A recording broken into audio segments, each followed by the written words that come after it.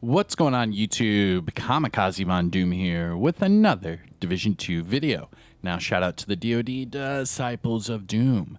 And in today's Division 2 video, I'm going to give you your countdown vendor reset because they do reset every week. But also, I was told there are two vendors for the countdown, so I'm going to try to find the second one. We're going to see if they're the exact same, and if so, I mean, we'll have two different locations, but we'll see what's up with that. So sit back, relax, grab that popcorn. Don't forget to hit that like, subscribe if you're new, and let me know in the comment section below what you think. But I think we're about to hit 43,000 subscribers today. It's been incredible, the ongoing support from you guys. So thank you so much for all of the support and comments. I appreciate it. And yeah, buckle up because it's going to be a long ride, especially this year because year 4 just started. So we're going to have ongoing content for at least the next year or two. Okay, so let's go to it. So first up, countdown vendor, right? So I'm doing these videos separate from my weekly vendor resets because there are still so many people that don't know what the countdown vendor is, where it is, what it is, and everything about it. So first and foremost, countdown.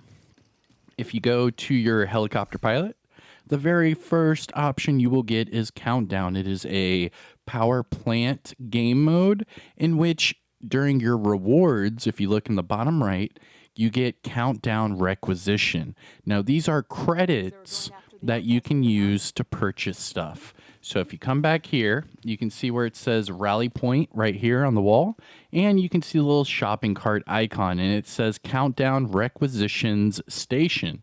So what it is you play countdown, you will receive around 25 to 65 requisition credits per game. So if you are only, taking out the objectives and you're not really worried about the hunters or anything else, you might, get out of there with maybe 25 credits per game. However, if you are taking down all of the encounters, the main objective, all the hunters, and you're with your entire crew and everyone extracts and you get the extraction bonus, you could be getting around 60 to 65 credits per game. And that's a big difference. That's about 3 to 1 difference. So just remember that whenever you are playing Countdown. I will make a video, like a Countdown mechanics made simple type of video, just to help you guys even more. I have made several Countdown videos on showing you how I would play it, but I'll make like a nice, easy guide for everyone here shortly. I'm working on it. But all right, so let's go back to this vendor and look at the vendor reset. So it says buy and sell. You can sell stuff to this vendor, and look, I'll show you right here.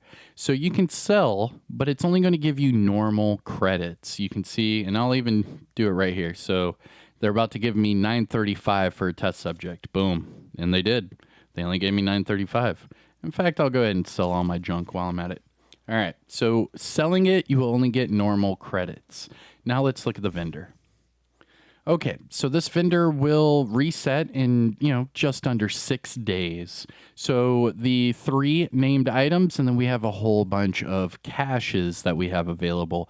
And none of this goes away. You could sit there and farm Countdown day in, day out, and just open up exotic caches, and it'll never go away, so you can keep farming it. Same with the season caches. Say you want certain Heartbreaker or Uzina pieces that you haven't gotten so far, you can keep opening up the Season 9 cache over and over until you get whatever it is you want. Now, optimization cache, obviously, that's good for you to fully optimize your gear. Highly recommend it. And then the named item cache is probably the most important cache in this entire vendor because that named item cache will give you both PvE and PvP named items, meaning if it is a named item that you can only get in, say, the Dark Zone or Conflict or something like that, you can also get it in this named item cache. So you never have to do PvP or anything like that at all. All you have to do is farm Countdown, and even if you extracted twice, you should be able to buy a named item cache after your second Countdown run. So that is really important. Named item cache. Now, the 3 named items that switch every single week, let's talk about them. So the first one is the swap chain. This is the named MP7 with perfect unwavering. Now, this week it comes with max swap speed, and then the other attributes are fairly low. Now, you can see my proficiency rank on this is only 7 out of 10. So I could still, buy a few of these, donate them, and then become fully proficient. And in fact, both of these first two named items I do not have proficient.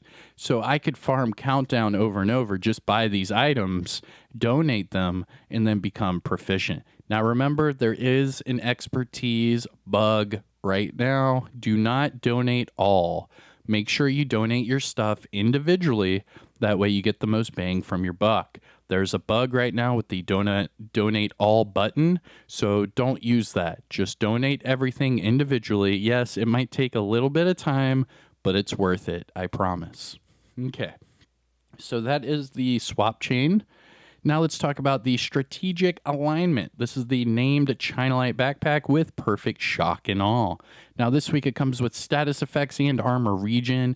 Now this is a good pickup. You could re-roll that armor regen off for, say, skill damage or skill haste, whatever it is, you want to do. I would probably re-roll the armor regen off for skill damage, and then just, utilize it that way.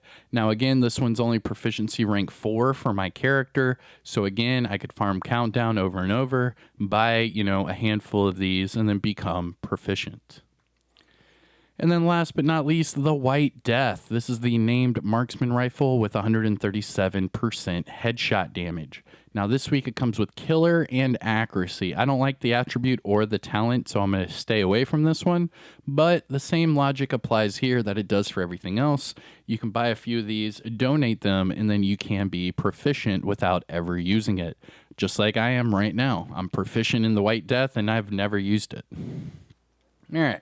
So this is your first location for the Countdown vendor, right? Now, I was told that there's one in New York City. Did anyone know that? Let me know in the comment section below if you already knew this or if you ran into it, didn't really notice it, what have you. Maybe you've ran past it a million times and you've never seen it, but this is here now with the latest update, title update 15. Now, it has been, we're about to be on week 2. So it has been out for a while, but I was just told it's at the Haven. So I'm going to have to, let's see if I can find it. Let's see here. We have Kelso, our hunters. We have the box for the hunter-killer. That's the barber shop. All right, it's going to be like a laptop on a desk. So we'll find it. Clan quarters. Nope, nothing here. I was told it's at the Haven. Yo, don't be feeding me some bullshit. Oh, that's the exit. Okay. Let's go over here. Oop, is this it? Oh, nope. Bounties. All right. We're getting close. And here's your other pilot right here. And then you can go to Washington, D.C. or the summit. For some reason, it's stupid. It doesn't show you the raids or countdown or anything. But it'll take you to the Washington, D.C. pilot. And then you can do countdown that way. All right, we have the countdown, or the conflict vendor. What's this? Matchmaking. Oh, found it. I found it right there. So you can see right here in front of the stained glass window, it'll have that little shopping cart icon.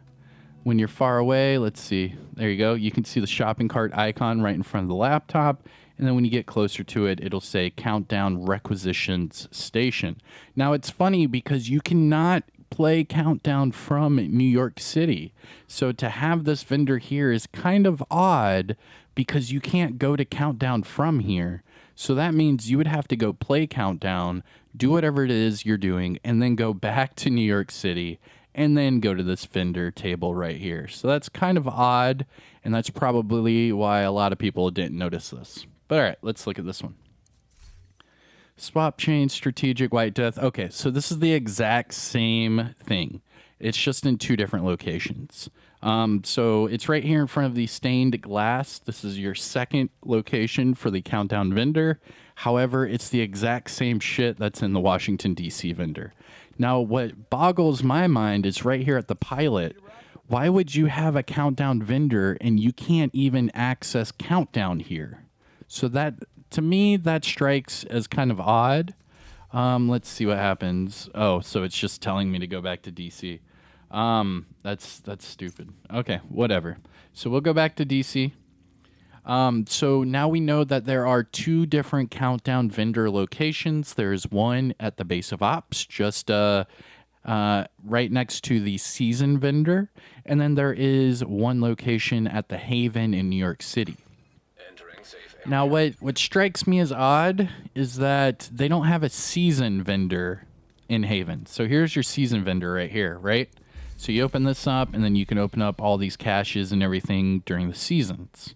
For some reason, they don't have this in New York City, which is odd because you can do the seasons no matter where you are.